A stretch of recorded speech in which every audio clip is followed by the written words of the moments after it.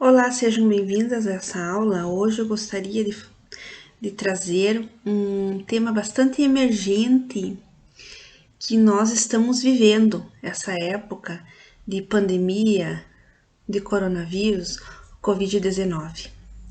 E a consequência que tem também na educação no contexto hospitalar. Foi necessário algumas readequações para que dessa maneira os alunos eles possam ser assistidos, atendidos devido a essas enfermidades que eles não podem sair do contexto do hospital. Então, por consequência da pandemia do coronavírus, a educação tem buscado readequar nessa realidade, que desencadeou incertezas, inseguranças, provocada por causa do isolamento social para prevenir a disseminação do contágio pelo vírus. O contexto atual impôs a necessidade de suspensão das atividades presenciais nas escolas e mudanças nas práticas educacionais em todo o país. Conforme a realidade e estrutura, vários hospitais no contexto brasileiro recorreu a essas adaptações do atendimento pedagógico. Podemos perceber, de acordo com a verificação e os estudos dos artigos científicos, que existe esse momento desafiador que são enfrentados pelos professores na continuidade dos estudos dos estudantes, dos alunos. E com essas enfermidades graves que necessitam ficar internado por um longo período de tempo para tratar de sua saúde. E, aliás, nesse momento, tem mostrado importantes problemas sociais, apontando sistemas mais frágeis. O tempo dedicado à cura durante o período de internação podem representar momentos de estresse, de angústia e medo para os alunos e para seus familiares. Então, as crianças, elas sofrem pela doença, pelo distanciamento, que dificulta mais ainda, né? Esse distanciamento do ambiente familiar e dos amigos, de seu ambiente social. Pois nesse momento não pode-se nem receber visitas, né? É estritamente para um indivíduo, a mãe ou o pai, que vão acompanhar essa criança em alguns momentos. Então, a escola mantém o conhecimento garantindo essa escolarização, né, enquanto prepara os alunos para o retorno à sua rotina, ampliando a expectativa de cura. Considerando o momento atual que o Brasil vem enfrentando devido à pandemia da Covid-19 e as medidas adotadas pelo governo, como a quarentena que nós fomos submetidos, obrigando a novas adaptações de vida em casa, no trabalho, tornando não só o isolamento como o distanciamento, né, como nós vimos anteriormente, para conter esse vírus.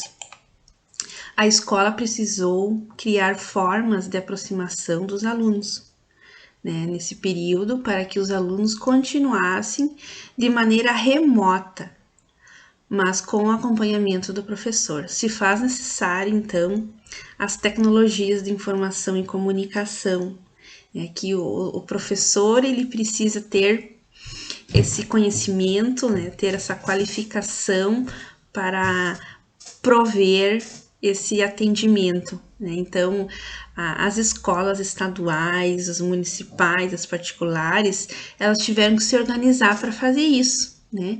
E os alunos também, para receber as aulas à distância, né? Com esses equipamentos e internets adequados. pela circunstância dos alunos não poderem se reunir como faziam antes na sala onde eles se reuniam para fazer os estudos, né? As professoras elas tiveram que utilizar meios variados, né?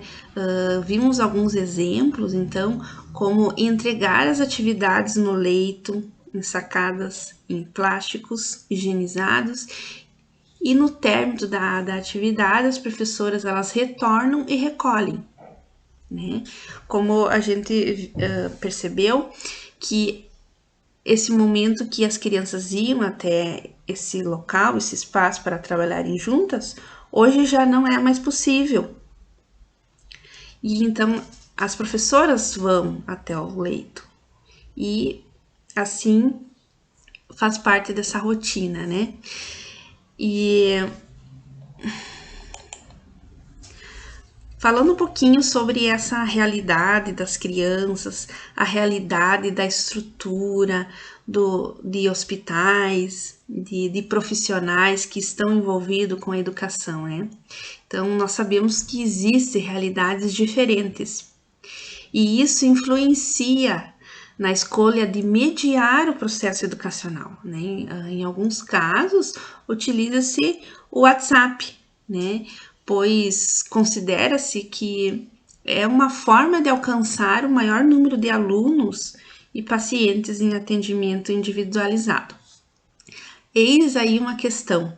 Aí começa um problema de acessibilidade dos alunos, pois algumas famílias são carentes e as suas condições econômicas tornam-se barreiras para efetivar esse ensino.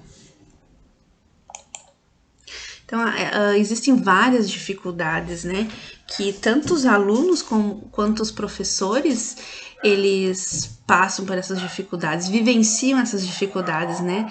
Muitas vezes os pais, eles estão fora de casa trabalhando, né, e levam seus celulares, né, dificultando, então, essa impossibilidade dos alunos acessar, né, para ver a videoaula, para ver as atividades que é postada na plataforma, né. Então, os celulares, muitas vezes, eles trazem esses conteúdos pedagógicos, né, e faz necessário para poder ter para auxiliar nesses momentos. Existem muitas barreiras, né?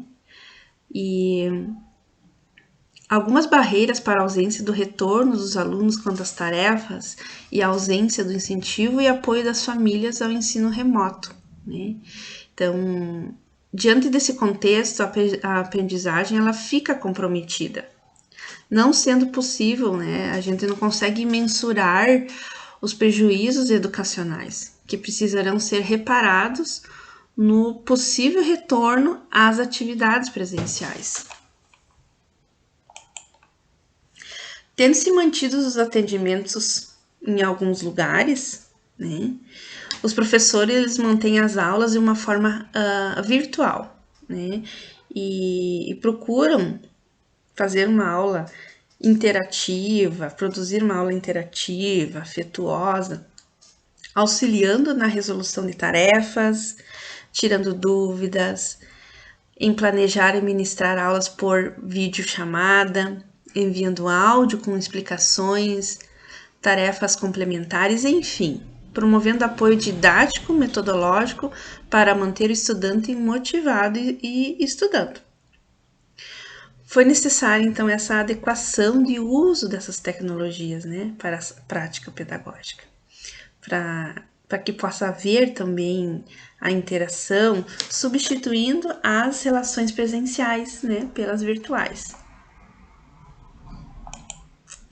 A continuidade das ações, portanto, mesmo à distância, com novos estudantes sendo acolhidos, primeiramente pelos educadores e depois repassados contatos dos pais ou responsáveis aos docentes, que procedem à entrevista e combinados de aula.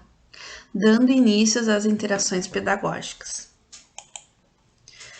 Nas enfermarias também conta com esse apoio das enfermeiras, dos técnicos, auxiliares de enfermagem e da equipe médica, né?